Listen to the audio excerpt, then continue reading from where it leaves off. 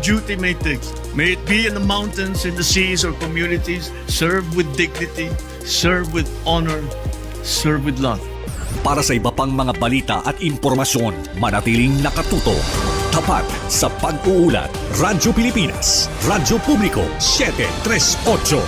Radyo Pilipinas. Radyo Publiko. Radyo Pilipinas. Radyo Publiko.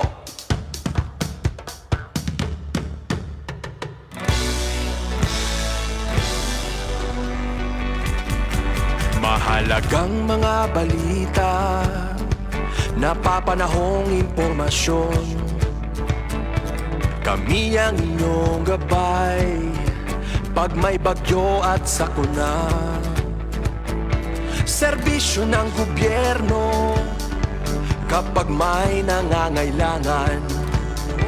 Mga proyekto ng Pangulo, damang-dama ang pagmamahal niya. Tulay ng mga hinaing, ang problema ng bayan ating lulutasin.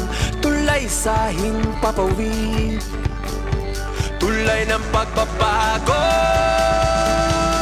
Radyo Pilipinas, Radyo Publiko ng bagong Pilipinas. Radyo Publiko, Radyo Pilipinas, Radyo Publiko ng bagong Pilipino. Mga proyekto ng Pangulo, damang-dama ang pagmamahal niya.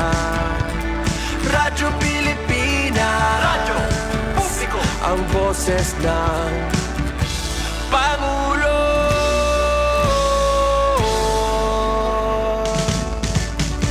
Karamay nyo kami, kahit malayo man kami nakakarating. OFW magsasaka, buhay ay iba't iba, san mang lugar ng bansa natin. Tulay ng mga hinaing, ang problema ng bayan ating lulutasin. Tulay sa himpapawid, tulay ng pagbabago. Radyo Pilipinas, Radyo Publiko ng bagong Pilipinas. Radyo Publiko, Radyo Pilipinas, Radyo Publiko ng bagong Pilipino. Mga proyekto ng Pangulo, damang-dama ang pagmamahal niya. Radyo Pilipinas, Radyo Publiko, ang boses ng Pangulo. Radyo Publiko, Radyo Pilipinas, Radyo Publiko, Radyo Pilipinas. Ito ang Presidential Broadcast Service Radyo Pilipinas, Radyo Publiko ng Bagong Pilipinas para sa Bagong Pilipino. Naghahatid ng mahahalagang balita at impormasyon na guugnay ng pamahalaan sa sambayanan. Tulay sa himpapawid ng serbisyo publiko. Radyo Pilipinas, Radyo Publiko, ang boses ng Pangulo. Sa Mega Manila, 738. Radyo Pilipinas, Radyo Publiko. 3 minuto makakalipas ang alas 3 ng hapon. Dole at your service sa Bagong Pilipinas. Hatid sa inyo ng Department of Labor and Employment. Katuwang ang Radyo Pilipinas, Radyo Publiko. Ang programang Dole at your service sa Bagong Pilipinas. Ipagbibigay alam ang mga polisiya, programa, mga serbisyo at mabilis na tugon sa mga issue at problema sa sektor ng paggawa. Makabayang paglilingkod para sa kapakanan at proteksyon ng manggagawang Pilipino. Dole at your service sa Bagong Pilipinas. Dito lang sa Radyo Pilipinas, Radyo Publiko. Samahan ninyo ang DOLE sa pagtalakay at pagbibigay ng solusyon sa mga isyu at usapin sa larangan ng paggawa. Maraming salamat. Mabuhay ang bagong Pilipinas.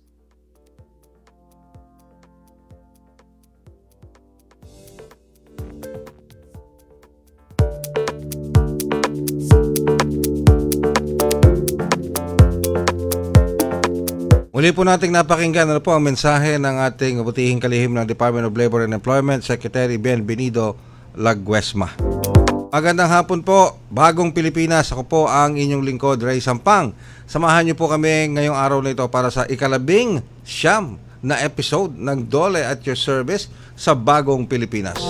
Sa ating po mga taga-subaybay, isang mahalagang episode na naman ang naghihintay kung saan makakasama natin ano po, si Information and Publication Service Officer in Charge Chief Carla Sandiego Malabanan.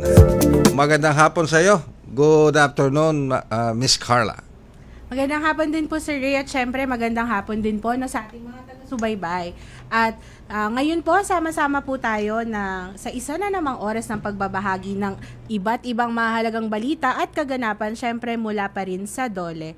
Kami po ang inyong kaagapay kada Biyernes ng hapon mula alas 3 hanggang alas 4. Dito lamang po yan sa Radyo Pilipinas, Radyo Publiko, DZRP 738 kHz. At syempre tayo din po ay mapapakinggan sa Radyo Pilipinas World Service sa ilalim pa rin yan ng Presidential Broadcast Service. Ayan, Sir Ray, remind lang natin yung ating mga taga-subaybay po. Maaari po kayong magpadala ng inyong mga tanong sa trabaho o reklamo. I-text lamang po ito sa aming numero 0991-487-4554 at amin din po yung ipapakita sa inyong mga screen. Maaari din po kayong magkomento sa aming social media live stream. Yon, sabi nga po nila, comment down below lang po kayo kung may tanong po kayo sa amin. And of course, binabati rin natin si Director Len, ano? Yes, Sana opo. get well soon, Director Len. Yes, Yan, opo. okay. I'm sure na nakikinig sa atin, Sir Ray, ngayon si Director Len. Ayan. Good So, afternoon. shout out po sa aming Good butihing afternoon. director. Yes, oo. Hinahanap ko yung aking gutay-gutay na lisensya. Ayan. Yeah. Pero hindi, good afternoon, Director Len. At I hope get well soon po. Ano? Ganyan rin ang ating pagbati kay Secretary Benny Yes, Laguesma. Magandang hapon po. Makakasama natin mamaya-maya lamang ang ating Chief ng Conciliation and Mediation Division ng National Conciliation and Mediation Board o yung NCMB na walang iba kundi si Mr. Erickson L. Igual. Pati na po ang Supervising LEO ng Conciliation and Mediation Division na si Miss Eloisa May M. Ay, sir, si Miss Aquino. Pia. Sino ba to? Apa. Pia. I'm sorry. Yes, I sir. said corrected. Apa, Okay. Alright. Si Miss Pia Bianca Zambrano po yung ating makakasama mamaya, sir. Mhm. Sa Workplace Relation and Enhancement Division naman po siya. Alright. Sige. Ito po ang pag-uusapan kasi natin for this episode. Paano magkakaroon ng tinatawag na protektibo, patas at maayos na relasyon sa pagitan ng mga empleyado at ng kanilang mga Yes, employers. sir. Magandang pag-usapan po ito dahil if I can remember last episode may inilapit din tayo may inilapit ng well, it's not the last episode pero doon sa isang programa natin sa Bangon meron tayong nilapit sa Department Yes, of Labor yes, and sir. Employment ano? Isang problema nung isang manggagawa nilapit natin sa inyo sa Dole at nabigyan tugon naman kagad ito, nabigyan siya ng guidance kung paano niya ito sisimulan, kung Yes, paano niya yes. ito ikangat tutugunan no? Opo, if I may remember correctly, sir, parang ito yung mga benepisyo niya, yung HMO niya, hindi na ibibigay sa kanya, pero ayun, At binigyan saka- na natin siya ng guidance, sir. At kung saka paano yung usapin na ano daw, hindi raw sila pinapayagang mag-resign. mag-resign. Ayan, Opo, okay. ayun. So, yung mga ganung punto, of course, that is the start of the proseso. Yes, Kung yes, paano may problema, at the same time, lalapit sa Dole, at yung mga proseso na pagdaraanan para maproseso itong mga reklamo nila. yung mga reklamo. At Siyempre, di- matugunan po ng Ayan. Dole. At syempre, doon na papasok din yung kung kinakailangan mag-mediate na Yes. itong Dole at itong mga ahensya sa ilalim nito, mediation and conciliation. Yes, Alright, opo. sige po. At siguradong makabuluhan po ang ating malalaman maya-maya kasama po ng ating mga resource persons. Pero bago po natin talakayin yan, pakinggan po muna natin, Sir Ray, isang good news po tungkol sa training na isinagawa po sa Batangas. Sa ilalim po yan ng Workers Organization Development Program ng Dole. Dole, nanguna sa pagbibigay ng pagsasanay sa mga asosasyon ng mga manggagawa sa Batangas. Ang Dole Batangas ay nagsagawa ng mga pagsasanay noong May 8 para sa mga asosasyon ng mga manggagawa kung saan may kabuuang 45 opisyal at miyembro mula sa 17 magkakaibang organisasyon sa Batangas ang lumahok. Kabilang sa mga dumalo ay ang mga kinatawan mula sa sektor ng agrikultura, tubo, pangisdaan at abaka, pati na rin ang mga miyembro ng Tricycle Operators and Drivers Association at mga batang negosyante. Malugod na tinanggap at pinasalamatan ni Director Predelma M. Tan ng Dole Batangas ang lahat ng mga lumahok. Ayon kay Director Tan, hindi natatapos sa mga training ang serbisyo ng Dole. Patuloy din na makikipagtulungan ang Dole sa iba't ibang ahensya ng gobyerno sa pamamagitan ng Workers Organization Development Program o WODP upang maisulong ang mga programa na magpapahusay sa kasanayan at kaunlaran ng mga industriya sa paggawa sa Batangas. Tinalakay ni Supervising Science and Research Specialist Mark Elgin A. Libaw mula sa Department of Science and Technology ang iba't ibang programa at serbisyo ng kanilang ahensya na kapaki-pakinabang sa komunidad. Ayon sa kanya, layunin ng DOST na bigyan ng praktikal na kaalaman at mga mapagkukunan ang mga kalahok upang mapaunlad ang pagiging produktibo at pagpapanatili ng kanilang mga organisasyon. Tinalakay din ang iba pang mga pagsasanay mula sa Technical Education and Skills Development Authority, Batangas Provincial Cooperative Livelihood and Enterprise Development Office, Department of Agriculture, at Dole Livelihood Program. Patuloy na nakikipagtulungan ang Dole Batangas sa mga ahensya ng gobyerno upang mapalaganap ang kamalayan at patuloy na pag-unlad ng mga asosasyon ng manggagawa sa komunidad.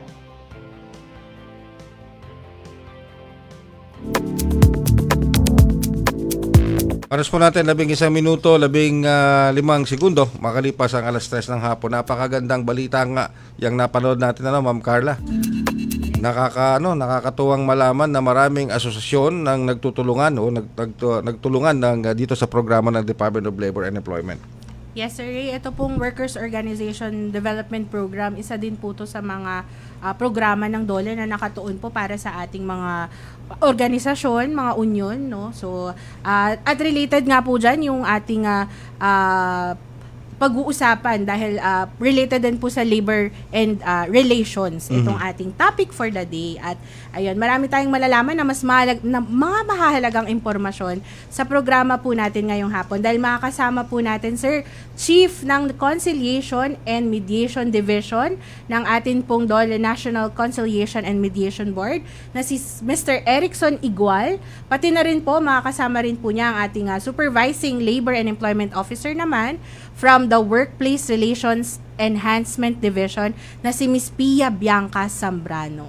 Ayan. Yan, magandang hapon po sa ating mga panauhin ngayong hapong ito dito sa ating programang DOLE at your service. Magandang hapon din po, no, Sir Ray and Ma'am Carla at sa mga taga-subaybay po ng programang ito, sir. Ganun din po sa akin, magandang hapon po sa inyo at sa mga ating pakinig. Alright, sige. So, matanong ko lamang itong ating mga panauhing pandangal ngayong itong hapong ito. Yes, sir. Kamusta po? Ilang taon na po kayo in service? 35 years na po Uy, in service. 35 years na in service. Kumbaga, ano na to? Papunta na sa gold. Gold na, sir. Gold na ba? O ano na?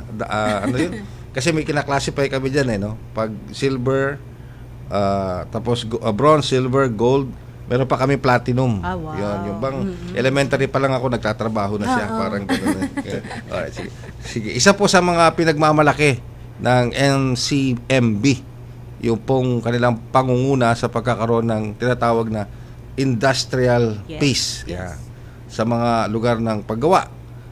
Pwede sa mga pwede nyo bang ibahagi po sa amin? Ano po? Kung ano ba ang ibig sabihin nito? Pag sinabi natin industrial peace, ano ho bang ibig sabihin nito?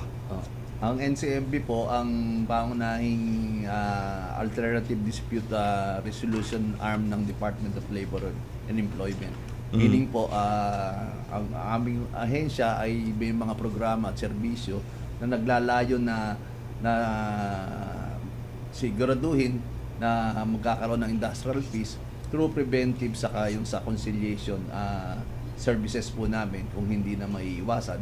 Ngayon po, ang aming pong ahensya ay nagtataguyod na magkaroon po ng constructive dialogue between the employer and labor at the plant level pa lang po. So doon pa lang po dapat meron ng constructive dialogue ang dalawang partido para po hindi yung anuman pong hindi pagkakaunawan ay hindi na po maging full-blown labor case. Yun, So, okay. kung ito po sa hindi naasahang pagkakataon ay mabigo po ang dalawang partido na magkasundo at the plant level pa lamang, ay namamagitan po ang NCMB through its conciliation mediation program na mamagitan po at mag-facilitate ng pag-uusap between the two parties, yung labor po saka yung management, para po magkaroon po ng amicable settlement sa kanilang mga gusot at hindi pagkakaunawaan.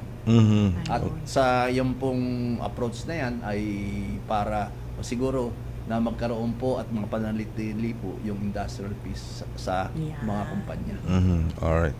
Pero, Pero yes, sir. Apo. Yung nabanggit nyo po kasi, Chief Eric, no, na at the plant level po, i-resolve na po natin yung mga problema. Apo. So, ano-ano po ba yung mga uri ng mga problema na nilalapit po ng mga manggagawa at ng mga kumpanya po dito sa atin sa NCMB? At ano po ba yung mga mekanismo ng NCMB na ginagamit natin para ma-resolve naman po yung kanilang mga kaso? Lahat po ng bagay na nag-uugat po doon sa tinatawag na employee-employee relationship ay maaari pong idulog sa NCMB at sa DOLE po.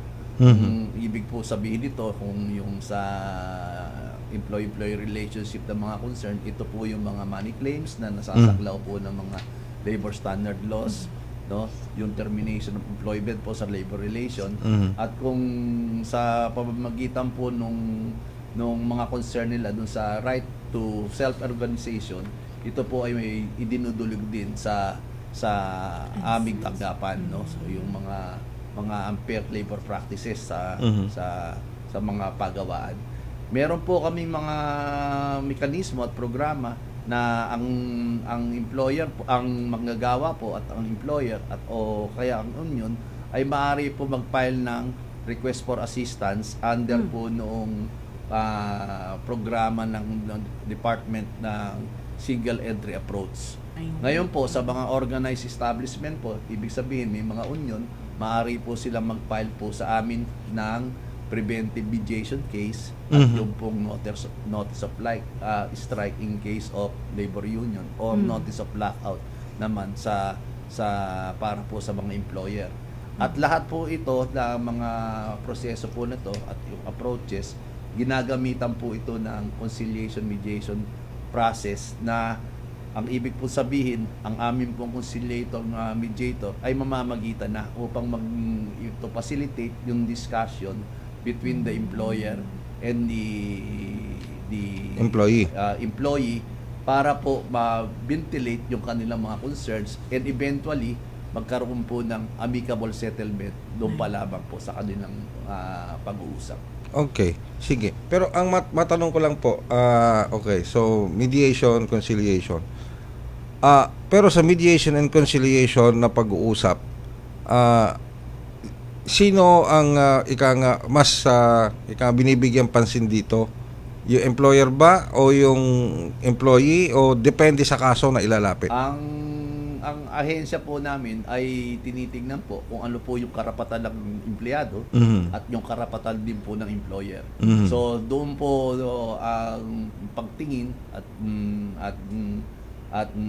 pananaw ng aming departamento kung ano po ang karapatan ng manggagawa ay kailangang igalang at kung ano man po yung karapatan ng employer ay kailangan po ding igalang.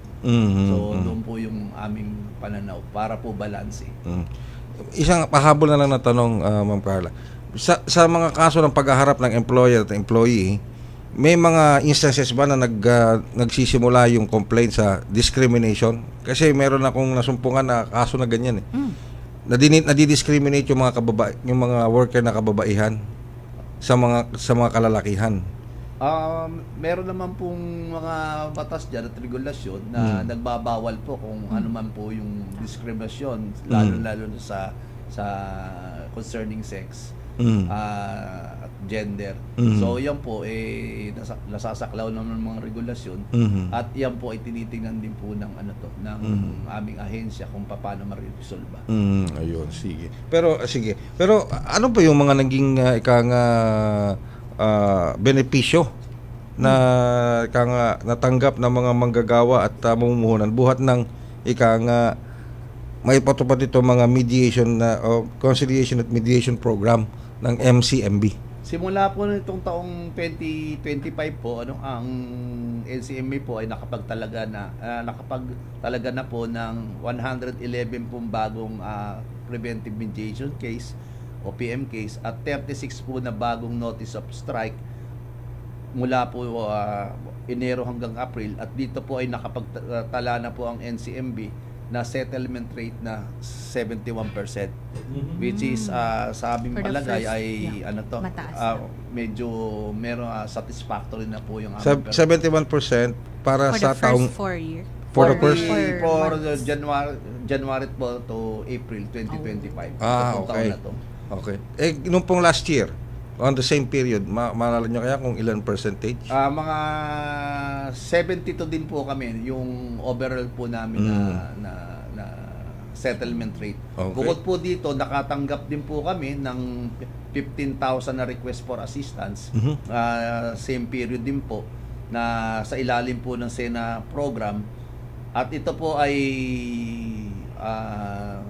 ginawa within 30 days, mandatory 30 days conciliation mediation period, at nakapagtala po kami ng kabuuang settlement rate para sa mga ito na 81.48% na po. Yun. 81.8%.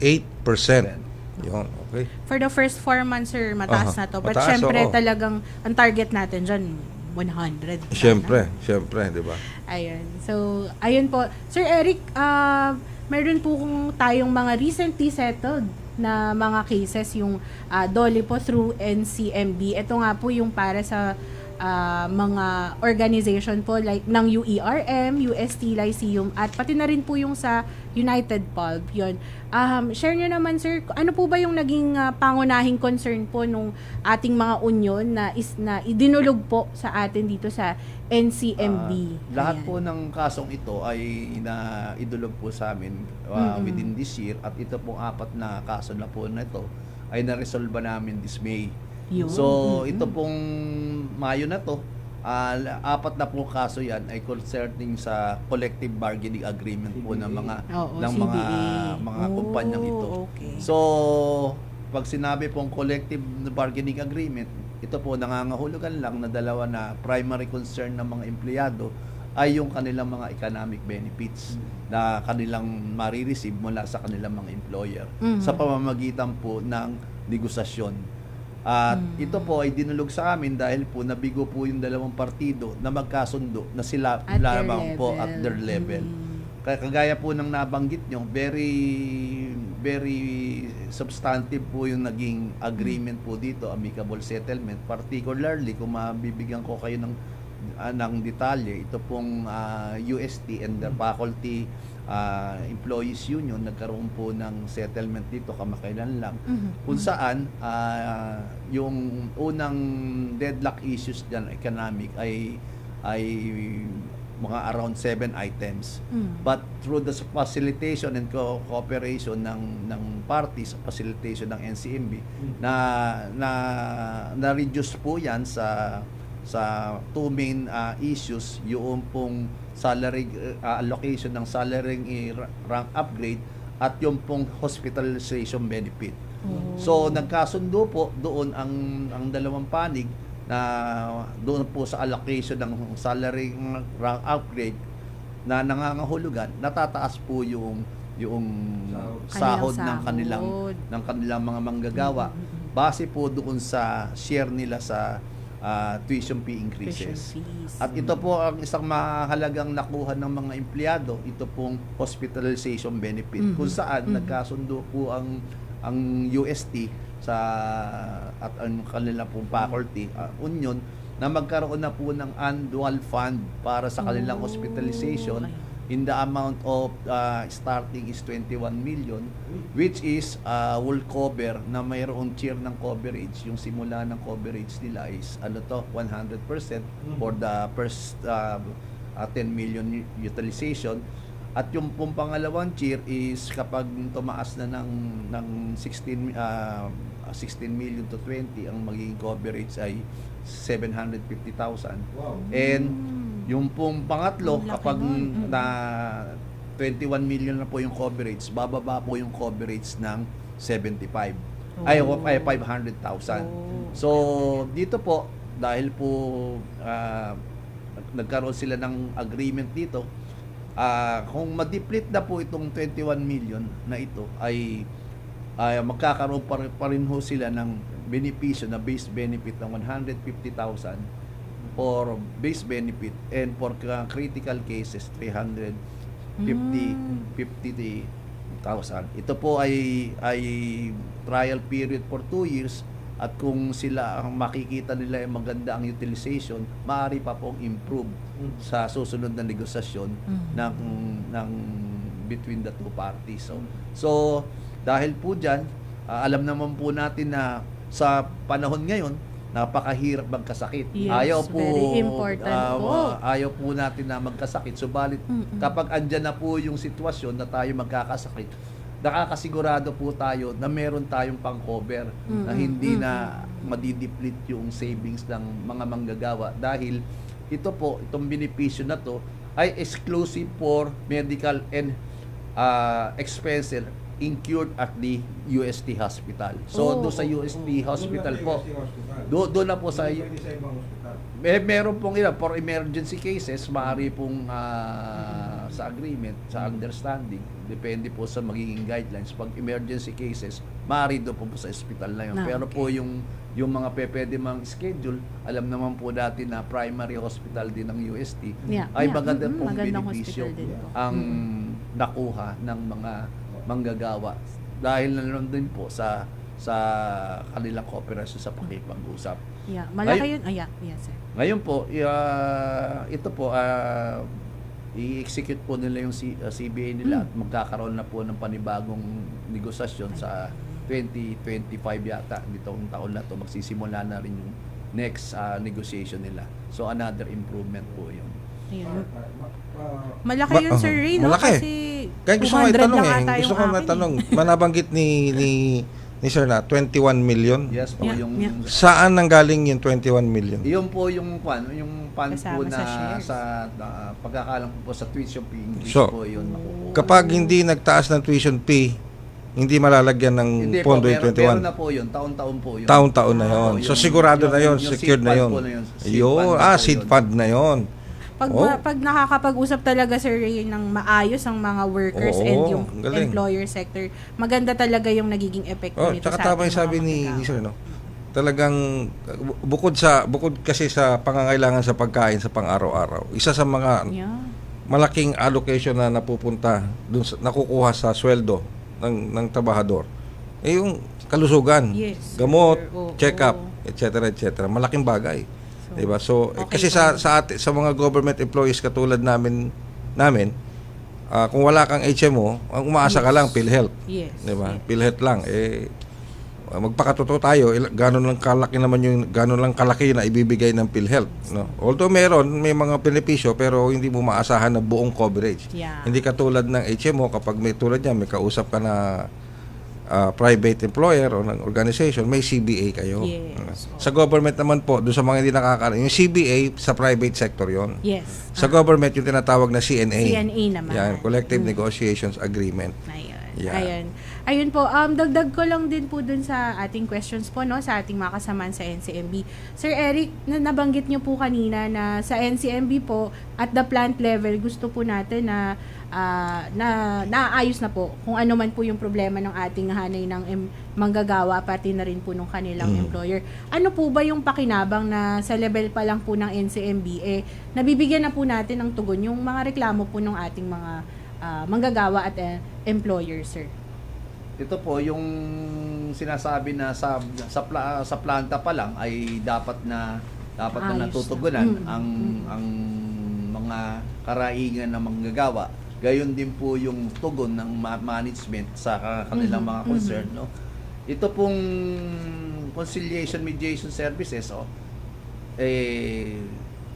ginagawa dahil para magbigay ng serbisyo na very expeditious, non-adversarial, at non-litigious. Ibig sabihin, hindi na kailangan magkaso ang mga manggagawa kaso. na, Okay. na minsan ay tumatagal sa pagresolba. Ito po dahil sa kakaroon ng pag-uusap, kahit po sa planta pa lamang ay nare-resolba na ang kanilang mga hinaing, at kung hindi naman po maresolba, dito po pumapasok din yung NCMB na namamagitan po para magkaroon po ng resolusyon yung kanilang mga problema. Kumbaga sir, mas mabilis, mas mura din. Opo. Kasi may cost din sir kapag may kaso na Oo naman. Oo Maging naman. sa abala din po. Oo. Yun. Sa manggagawa at sa mga namumuhunan.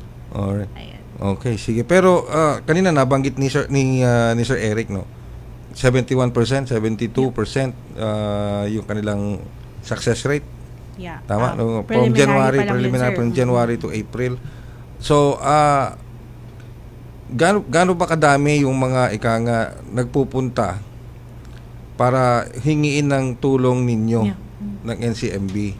Dito po, ito pong itong period na po to, from January to April pa lamang, nakatanggap na po kami ng 15,000 na Wow. pagdulog, no?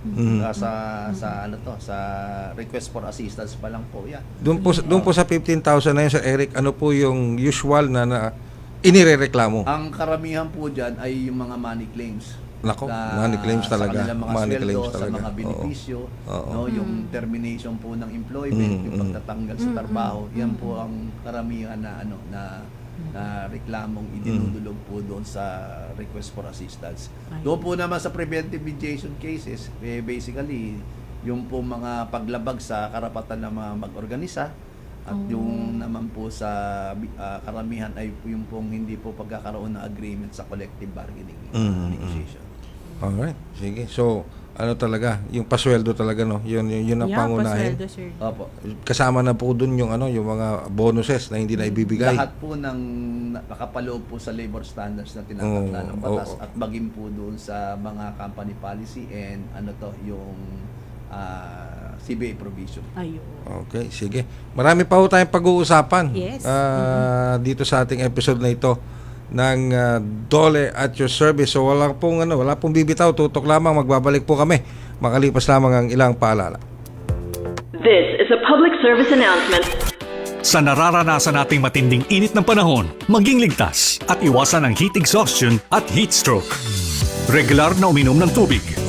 Magsuot ng light-colored, presko at maluluwag na damit. Siguruhing may sapat na ventilasyon ang inyong mga tahanan. Maligo para mapreskohan ang katawan. Basahin na malamig na tubig ang balat kapag nagsimulang makaramdam ng pagkahilo o pag-init ng katawan. Kung maaari, huwag lumabas sa mga oras ng pinakamainit na sikat ng araw, partikular sa pagitan ng alas 11 ng umaga hanggang alas 3 ng hapon. Kung lalabas naman, ay magdala ng payong, pamaypay o minifan, face towel at huwag kalimutan ang inuming tubig. Kapag nakaramdam ng pagkahapo, matinding pagkahilo, panghihina o may kakilalang nawalan ng malay dahil sa init ng panahon, agad na magtungo at humingi ng tulong sa pinakamalapit na health facility sa inyong lugar. This is a public service announcement. Public service announcement from PBS, Presidential Broadcast Service at Radyo Pilipinas, Radyo Publiko, 738. Pinangunahan ni Pangulong Ferdinand R. Marcos Jr. ang seremonya ng pagtatapos ng PMA Siklablaya Class of 2025 at binigyang pugay ang kanilang disiplina, sakripisyo at pagmamahal sa bayan. We all know your path was not easy. 4 years of discipline, training, hard work, and I'm sure some nights of self-doubt wondering if this was the right choice. But you did not give up, and now you are here, ready to serve the country as new officers of the Armed Forces of the Philippines. Kayo ng Siklablaya, sundalong isinilang, nakasangga at lakas ng ating bayan para sa kalayaan. Binigyang katiyakan ng Pangulo sa mga kadeteng nagsipagtapos na buo ang tiwalang ibinibigay sa kanila bilang mga susunod na tagapagtanggol ng bandila at taong bayan. This is my prayer to the members of Siklablaya. Wherever your duty may take, may it be in the mountains, in the seas, or communities, serve with dignity, serve with honor, serve with love. Para sa iba pang mga balita at impormasyon, manatiling nakatuto. Tapat sa pag-uulat. Radyo Pilipinas, Radyo Publiko, 738. Dahil sa Dole, walang imposible. Yan, dahil sa Dole, walang imposible. 34 na minuto, 30 segundo na po makalipas ang alas 3 ng hapon. Dito pa rin sa Dole at your service. Kasama pa rin natin of course si Ma'am Abby. Good afternoon. And of course sa Carla, ating sir. mga ano natin. Si ano pala si Ma'am Carla. Ano ba yan? Nalilito na ako. Ayan, sige. Anyway, kanina Pia, ngayon si Ma'am. Anyway, pasensya na po. Talagang ano lang. Anyway, ngayon, dugtong nung ating pinag-uusapan ngayong araw na ito, yung tanong, paano po ba sinisiguro ng NCMB na patuloy po nating itinataguyod ang kapayapaang industrial? Industrial peace. Ayan, yung tinatawag na industrial peace. So, ito yung industrial peace, but how can we make sure na we maintain yung sustainability nitong industrial peace, Ma'am Carla? Si Sir Eric ang sasagot. Sige po. Bukod po doon sa napag-usapan natin na conciliation mediation program po natin sa aking pangunahing statement kanina. Ang ahensya po namin ay may preventive program para po ma-resolve na kagad yung anumang dispute at the plant level po. Yes. Ang NCMB po ay patuloy pa rin po bumibisita sa mga kumpanya sa buong bansa upang magtayo po ng Labor Management Committee at grievance machinery, no? Mula po sa Enero hanggang sa ngayong taon, 168 na po ang bagong LMC at 142 na ang bagong GM machinery ang naitayo sa tulong po ng aming mga branches nationwide, no? Bukod pa po rito, 1,081 na LMC at 1,173 na GM ang pinalakas po sa loob po ng 4 na buwan na ito. Ibig sabihin po, pag nakapag-establish na po kami ng LMC at GM, ito po ay hindi pinababayaan. Ito po ay patuloy na pinalalakas ng aming mga branches, pinupuntahan, no, para ho ma-enhance at kung ano man po yung mamumuong problema sa plant level pa lang ay ma-address na mismo ng kanila ng bawat ng employer at ng manggagawa. Okay. Tama po, Sir Ray, no, and Ma'am Carla. Idagdagan ko lang po yung sinabi ni Sir Eric about po sa Labor Management Cooperation Program natin at grievance machinery. So ito po ay mga mekanismo, no, sa plant level. Kanina na pag-usapan po natin yung conciliation and mediation. Ito po ay nangyayari na po outside sa company dahil may intervention na po, no, ang aming ahensya, ang NCMB. But ito pong LMC at GM po ay sa plant level po ito nangyayari. Isa po itong mekanismo, no, na ipinapalaganap ng aming ahensya ng NCMB through yung aming mga orientations. Pumupunta kami sa mga kumpanya para ipakilala kung ano po yung LMC at GM. At idagdag ko din po, no, na ngayong taon po meron kaming inisyatibo, no, nangyayari po ito tuwing ikalawang taon. Ang aming search for outstanding labor management cooperation for industrial peace at search for outstanding grievance machinery for industrial peace. So ito po ay dito ipinapakita po ng mga kumpanya na may LMC at GM yung mga natatanging accomplishments nila, no, and contributions para mapaganda po yung relasyon nila sa kumpanya po. Pag may mga ganun, sir, na mga award-giving bodies, medyo na-motivate natin yung ating workers and mga companies din na mag-set up talaga po nung kanilang LMC. So, nabanggit nyo po, Miss Pia, yung LMC. Paano po ba nakakatulong yung LMC pagdating naman po sa pagpapabuti ng relasyon ng ating mga workers and employers?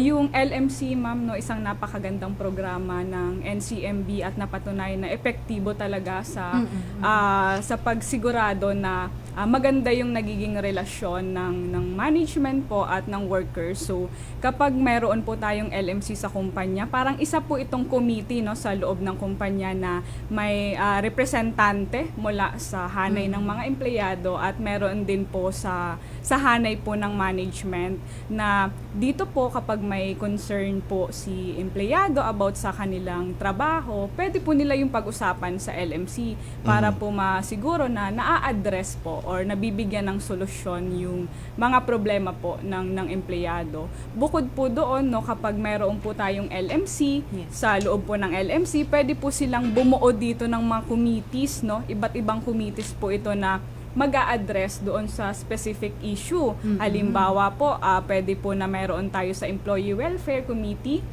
pwede din po sa Health and Safety, pwede din po sa Productivity po, no? Pwede nilang gawin yun sa loob ng kanilang LMC.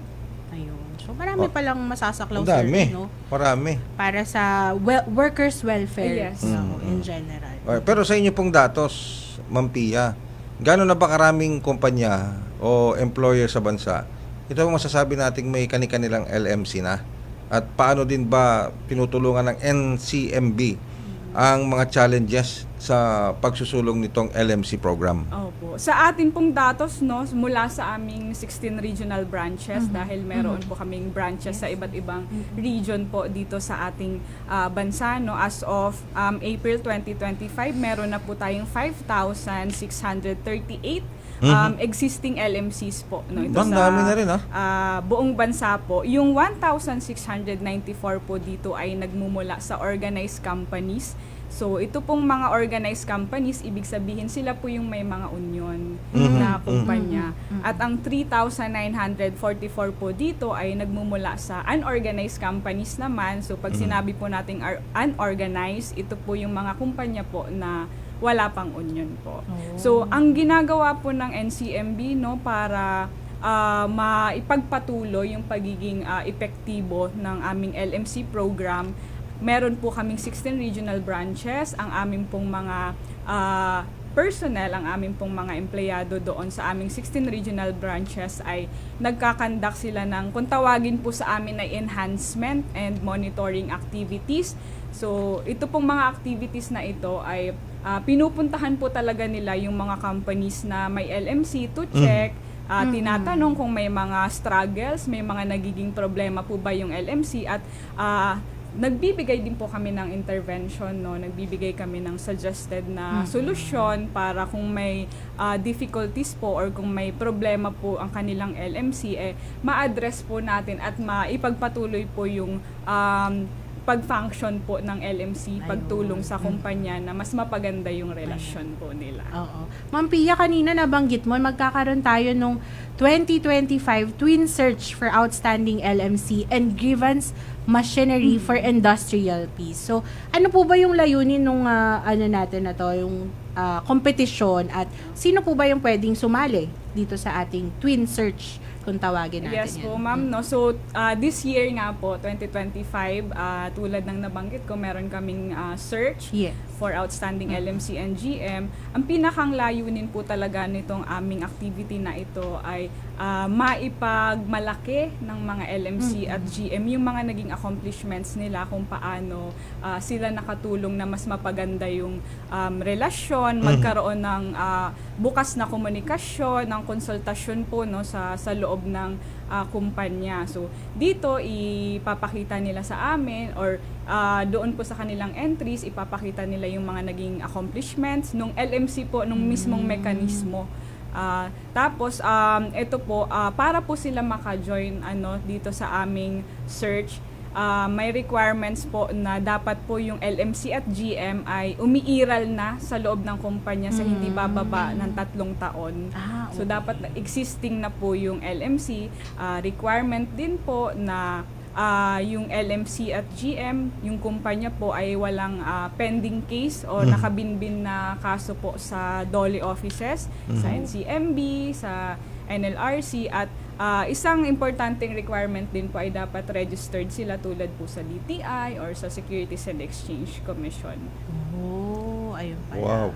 Okay, so pagdating naman sa sorry. Sige. Yung Pero, criteria natin. yung gusto ko malaman yung criteria. No, yung criteria. Ano ba yung criteria for judging? Ano po?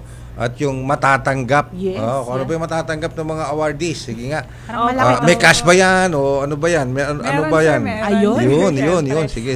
Sa sa criteria po muna tayo, no, for LMC, ang tinitingnan po natin ay yung organization of the LMC. So, ito po ay merong 30 points Okay. Nakapaloob po dito yung structure, yung LMC objectives, and yung labor and management commitment. Meron din po tayo sa strategic partnership, no? Meron po itong 40 points. Nakapaloob po dito, mas malaki. Nakapaloob dito yung trust building and yung sa information sharing and decision making. And nandito din po yung social dialogue. Meron din po tayong corporate viability na tinatawag. So, nandito po yung quality of work life, compliance sa government measures, yung social conscience. Ito po ay 30 points, no? At sa GM naman po, no, meron tayong grievance management procedure sa criteria. Ito po ay may 35 points. Meron po tayong labor management, labor and management commitment na may 30 points po, at effectiveness of outcomes na 35 points, no. Pinaka-exciting part, sir, yung prizes, Of no, course. yung matatanggap po ng ating mga winners. Magkano ba yan, Ma'am Pia? Sa national finalist po, ito po yung nakarating na sa kasi may regional level po may tayo. mga category rin. Yes po. Sa national finalist po, ito yung nakarating na sa national level. Meron po silang glass trophy, pati po ang ating special awardees. Ang mananalo po sa ating competition na ito, sa ating search for outstanding LMC at GM, ay bukod sa glass trophy po, ay makaka-receive ng 100,000 pesos. Oh, 100,000 pesos, ha? Isa din po sa award po na ibinibigay namin, no, ay ang aming yung Hall of Fame Award.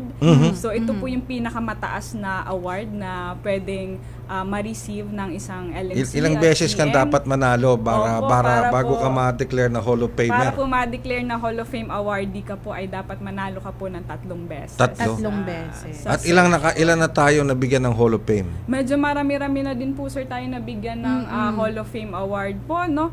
Isa po dito ay yung makakapanayam natin Yun! from Sige nga. Tadeco. Siya po ay isang Hall of Fame awardee po. Ayan, actually, Ma'am Pia, dahil napag-uusapan na nga natin yung LMC at nabanggit mo rin na meron tayong makakasama po ngayong umaga, Sir Ray.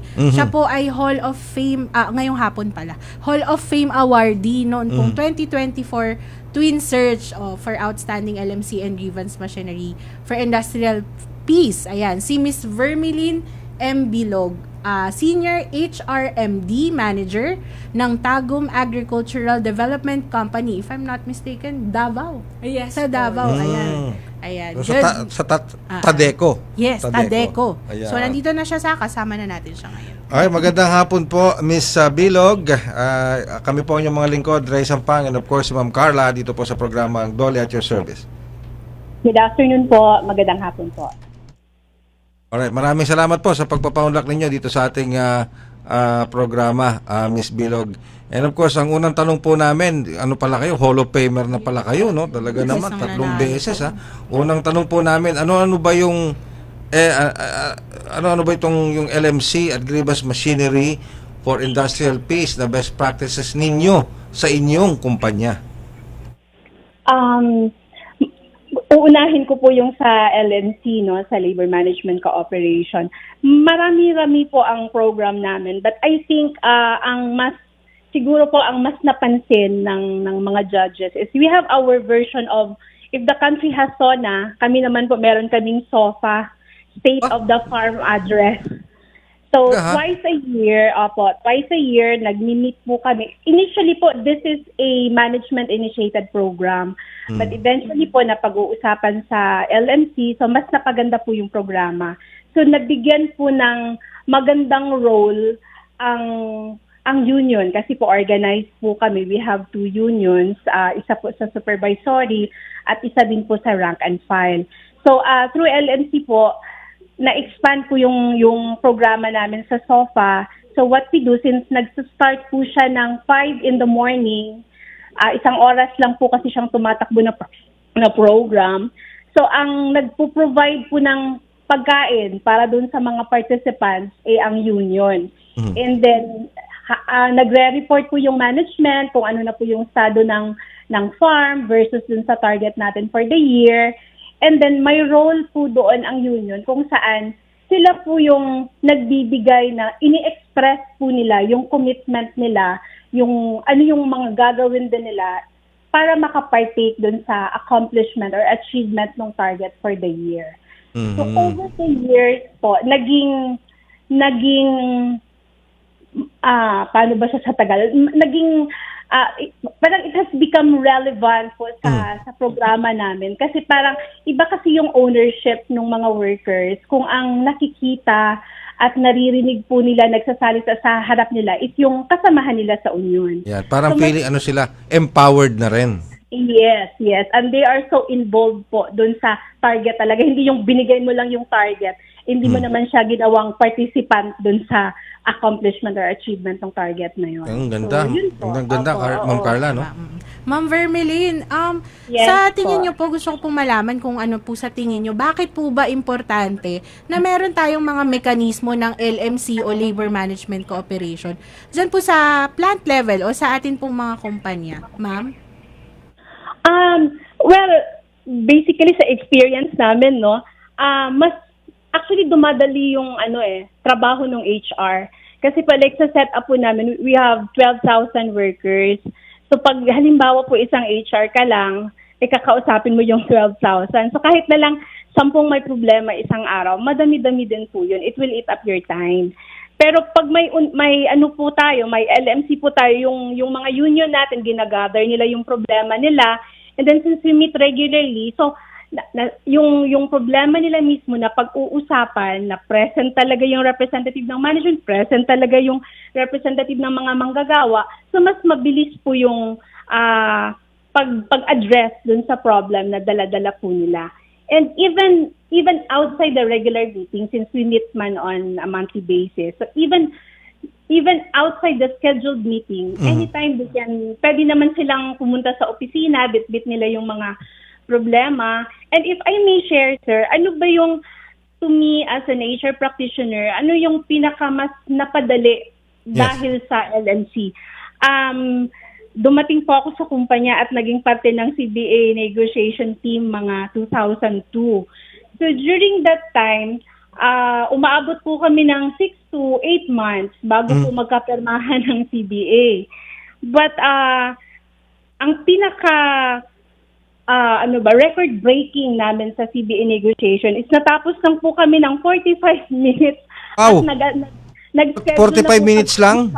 Yes, so because of the LNC, because prior to coming to the negotiating table at mapag-usapan ano yung hinihingi nila at ano yung pwedeng maibigay lang ng management, at least nag-uusap na ano ba ang sitwasyon ng kumpanya ngayon, saan ba ang financial natin, status natin, capability natin.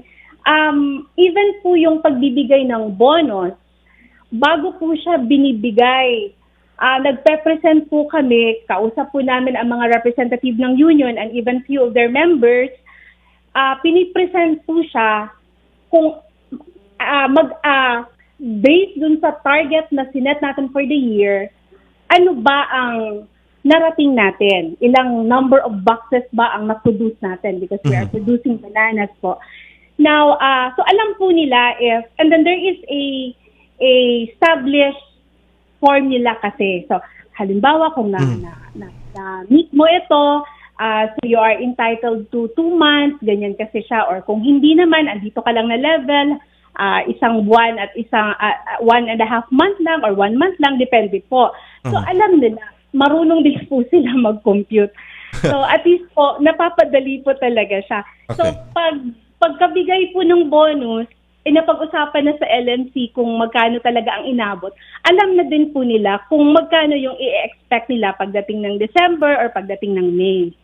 So, yun nga, no? So, siguro last question ko, Miss Bilog.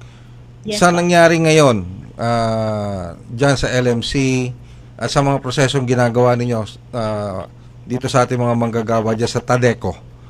Can we say na we are maintaining what we call yung tinatawag na industrial peace and harmony? Yes po, definitely. We have been enjoying industrial peace in so many years po dito sa TADECO.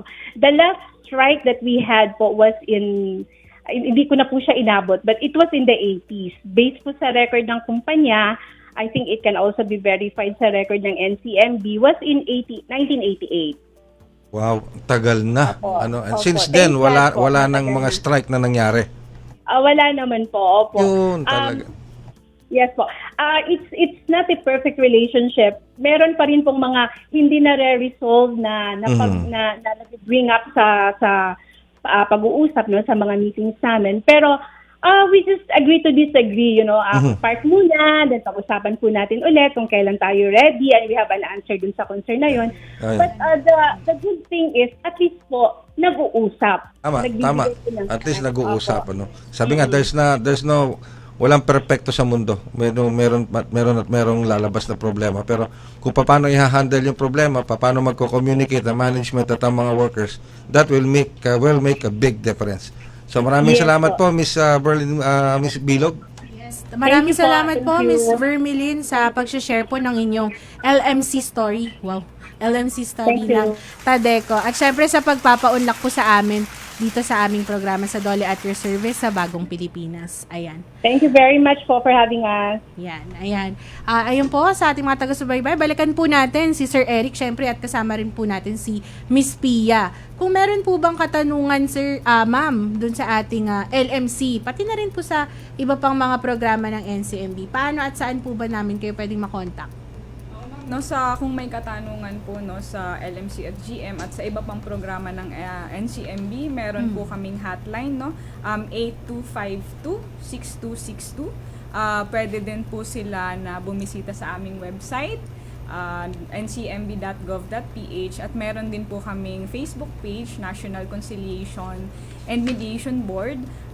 Maaari din po silang pumunta ng personal sa aming opisina. Kami po ay matatagpuan sa 4th to 6th floor, Arcadia Building. Ito po ay located sa 860 Quezon Avenue, Barangay Paligsahan, Quezon City. Tulad po ng nabanggit ko, Sir Ray at Ma'am Carla, meron kaming 16 regional branches. So kung sa region po ninyo, maaari po kayong bumisita. Bukas po ang aming opisina sa mga branches po na iyon. Ayun.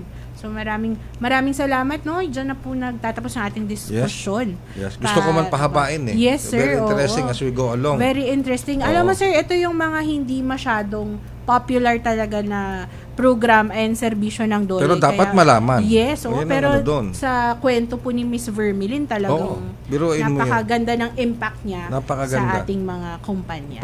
Para masustain mo yung industrial peace and harmony. Yes. At malaking bagay yun. Yes, sir. Sa productivity tsaka sa revenue ng kumpanya. Hindi lang sa revenue ng kumpanya, pati sa productivity ng mga manggagawa. Alright. So bago po tayo tuluyang magtapos, Sir Ray, pakinggan po muna natin isa pang good news mula naman sa ginanap na job fair sa Guimaras. Panoorin po natin ito. Dole Western Visayas, pinangunahan ng Manggahan Job Fair sa Guimaras. Bumuhos ang trabahong alok sa isla ng Guimaras kasabay ng pagdiriwang ng Manggahan Festival. Isinagawa ang 2025 Manggahan Job Fair nitong 18 ng Mayo sa Capitol Grounds San Miguel Jordan, Guimaras sa pangunguna ng Department of Labor and Employment Regional Office 6. Parang manggang Guimaras na hinog sa tamis, dala rin ng job fair ang matatamis na oportunidad kung saan 13 ang agad na na-hire on the spot. 6 dito mula sa mga pribadong kumpanya at 7 naman ang napabilang sa Government Internship Program o GIP beneficiaries. Hands-on sa aktibidad si Regional Director Attorney Sixto Popoy Rodriguez Jr. na siya mismong nag-review ng mga credentials at nag-interview sa ilang aplikante. Inatasan din ni RD Popoy si Engineer Shalimar T. Ganancial, OIC ng Dole Regional 6 Guimaras Field Office, nagabayan at subaybayan ang 30 aplikanteng napili para sa susunod na interview rounds. Okay, dyan nga po nagtatapos ang ating diskusyon sa araw na ito, ang edisyong ito ng Dole at Your Service. At para naman po sa iba pa nating mga kamagagawa na may tanong kaugnay sa labor, tumawag lang po Dole Hotline 1349 sa inyong landline o mobile phone. Maaari din po kayong mag-send ng email hotline1349@dole.gov.ph at direct message sa aming official and verified Facebook page. Hanapin nyo lang po Department of Labor and Employment -Dole. Patuloy niyo pong subaybayan ang mga susunod namin na episode tuwing Friday po yan, tuwing Biyernes mula alas 3 hanggang alas 4 ng hapon. Dito lamang po yan sa Dole at Your Service sa Bagong Pilipinas, sa Radyo Pilipinas, Radyo Publiko. Gaya na rin po sa Radyo Pilipinas World Service. Ako po ang inyong lingkod, Ray Sampang ng Radyo Pilipinas. Ako naman po, Carla San Diego Malabanan, mula sa Department of Labor and Employment at syempre sa ngalan po ng aming Direktor, Director Rosalinda Pineda. Ayan. Maraming salamat po at magandang hapon muli sa inyong lahat. Dole at your service.